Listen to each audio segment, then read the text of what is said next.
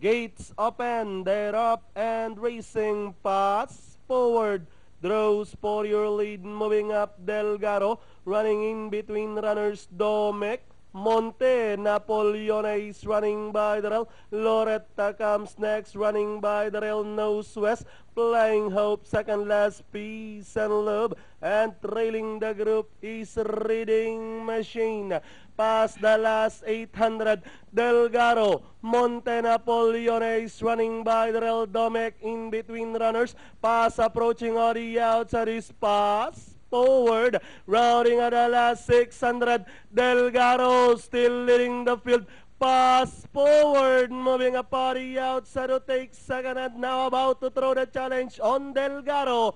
We have Delgado, pass forward is on the outside, Monte Napoleone by the rail, Flying Hope arriving to the race too, Domec fading out Loretta and comes entry number 9 and that's Peace and Love with 200 to go. Four runners are fighting it out for the lead. Pass forward, now doing the better among of all, and finally pass forward. Second, Flying Hope, Delgado, then comes Monte Napoleone.